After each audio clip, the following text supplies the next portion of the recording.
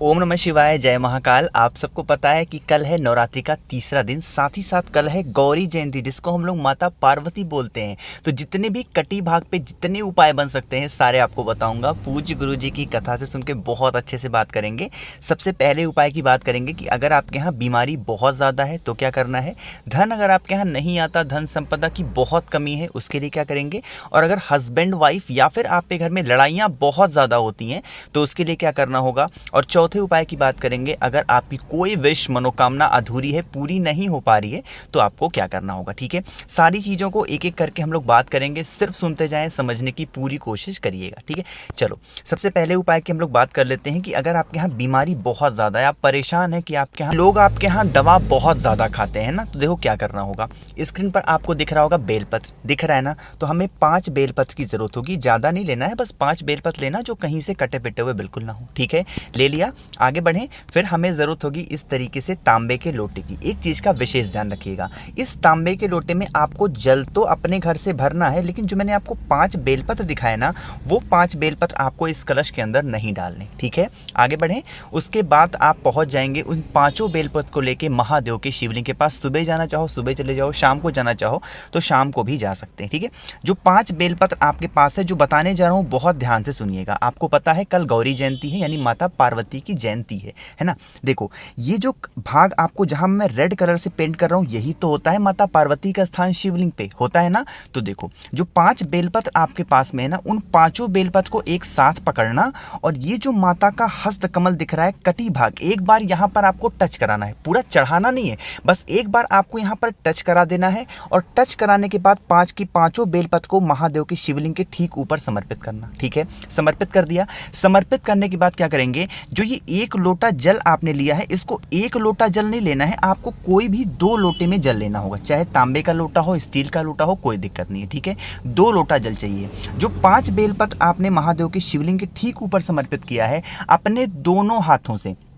एक हाथों से नहीं, अपने दोनों हाथों से जो जल की धार गिराएंगे, एक साथ आपको महादेव के शिवलिंग के ऊपर गिरानी है। जो भी व्यक्ति श्री शिवाय नमस्तुभ्यम का स्मरण करते हुए 5 बेलपत्र कटी भाग पे चढ़ा करके महादेव के शिवलिंग पे समर्पित करके 2 लोटा जल चढ़ा देता है, उसके घर की जो भी बीमारी होती है, जो भी संकट होते हैं ना, धीरे धीरे करके दूर होना स्टार्ट होते हैं। इतनी पावर है 2 लोटे जल की और 5 बेलपत्र की। तो इस उपाय को तो आप सभी को जरूर करना चाहिए। ठीक है, तो मैंने पहले उपाय की तो बात आप सभी के साथ ली है। अब हम लोग यहीं पर आगे बढ़ते हैं अपने दूसरे उपाय के लिए, जो कि है धन संपदा। है ना, इतने लोग परेशान हैं भैया, हमारे यहाँ धन संपदा नहीं आती, हम लोग क्या करें, बहुत ज़्यादा परेशान है। ठीक है, देखो आपको यहाँ पर स्क्रीन पर दिख रहा होगा 1 लोटा तांबे का, तो आपको 1 लोटा जल तांबे का लेना होगा। इसमें जो जल भरोगे, हमेशा की तरह बताता हूँ कहाँ से भरना है, आपको अपने घर से भर करके ले जाना है। ठीक है, साथ ही साथ 1 बेलपत्र भी आप ज़रूर ले लेना। ठीक है, ले लिया। अब देखो जो बताने जा रहा हूँ वो भी आप समझिएगा। देखो जो 1 बेलपत्र आपने अपने पास से लिया हुआ है, उस 1 बेलपत्र को कई जगह पे टच कराना है। देखो समझो,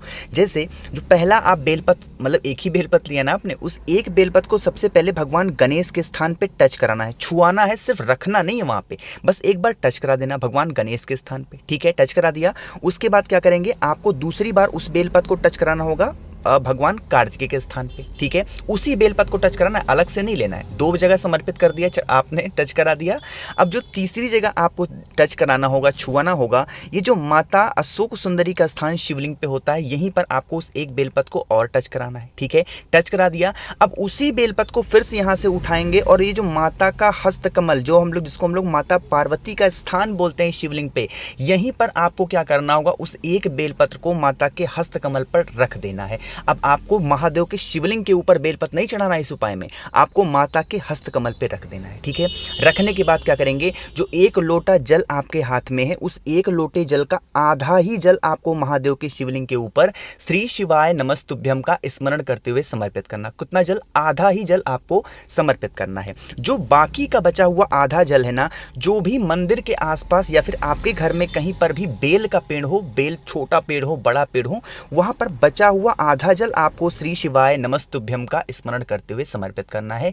जो भी व्यक्ति इस उपाय को इस तरीके से कर लेता है उसके घर में कभी भी धन संपदा की कमी नहीं होती, हमेशा उनके घर में माता लक्ष्मी का वास बना रहता है। ठीक है, एक चीज का और ध्यान रखना, जब आप महादेव के शिवलिंग के पास में आधा लोटा जल समर्पित करेंगे तो ऐसा नहीं तुरंत वहां से हट जाएंगे, जी नहीं, आपको फिर वहीं पर 2 मिनट तक बैठ करके महादेव को देखते देखते प्रार्थना करनी होगी। महादेव, हम लोग बहुत परेशान हैं पैसों को लेके, हमारे घर में धन संपदा नहीं है, हम लोग क्या करें, कर्जे में डूबे जा रहे हैं। बहुत ही प्यार से, बहुत ही भाव से महादेव से अपनी बात को कहिएगा, आपके घर में हमेशा धन संपदा बनी रहेगी। ठीक है, 2 उपाय की बात हमने कर ली, बहुत ही प्यारे प्यारे। अब तीसरे उपाय की बात करते हैं जो कि माता पार्वती के स्थान पे ही आपको करना होगा। अगर हस्बैंड और वाइफ है ना आज के टाइम पे, तो मतलब कोई भी ऐसा घर नहीं बचाना जहाँ पे हस्बैंड और वाइफ में छोटी छोटी बातों को लेकर लड़ाई ना होती हो। मैं ये इस बात को इसलिए कह रहा हूँ क्योंकि मेरे पास सबसे ज़्यादा मैसेज, सबसे ज़्यादा कमेंट इसी चीज़ के लिए आते हैं। ठीक है, तो तीसरे उपाय की बात करेंगे, लेकिन अब आपको करना होगा वीडियो को लाइक और आवाज़, जो भी लोग पहली बार सुन रहे हैं चैनल को सब्सक्राइब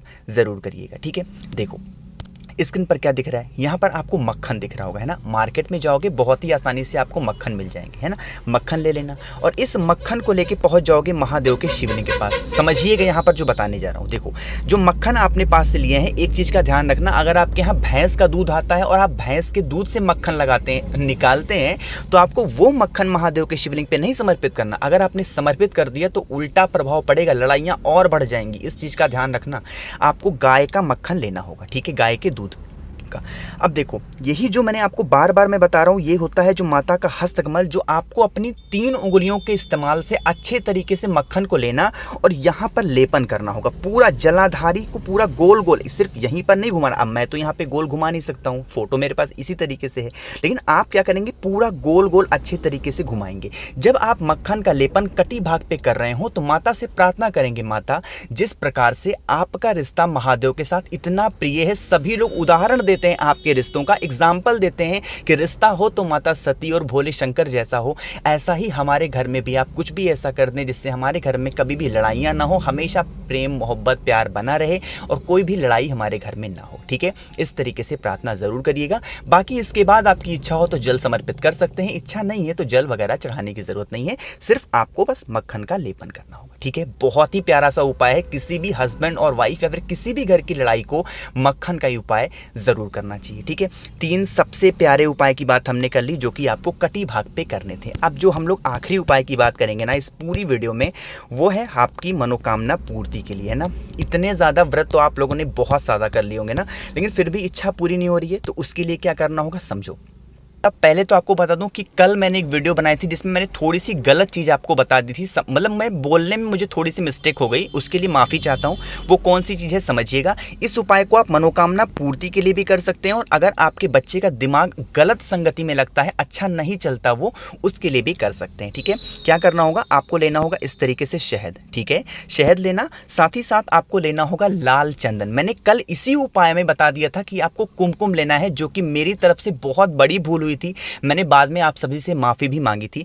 कुमकुम महादेव को नहीं समर्पित की जाती, वैसे सूखी, है ना। आपको क्या करना होगा, इसमें आपको लाल चंदन अच्छे तरीके से मिक्स करना है। ठीक है, मिक्स कर लिया और मिक्स करने के बाद उसी कटोरी को लेके जाओगे आपको महादेव के शिवलिंग के पास, उनके मंदिर में पहुंच जाना।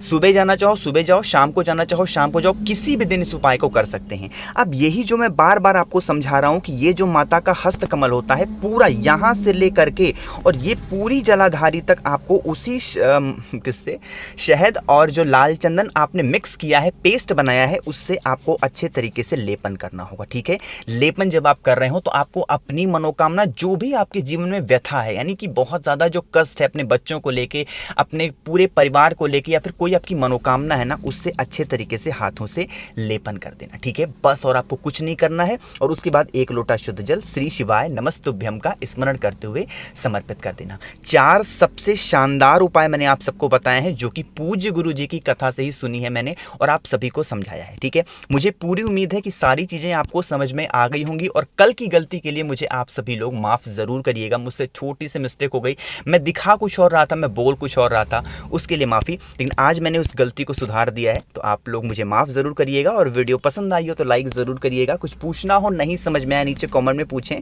आवाज़ जो भी लोग पहली बार सुन रहे हैं, चैनल को सब्सक्राइब ज़रूर करिएगा। मुझसे फ़ोन पे बातें करनी है तो इंस्टाग्राम पे आप मुझे फॉलो कर सकते हैं, द नेचुरल प्लैनेट 108। ओम नमः शिवाय, जय महाकाल।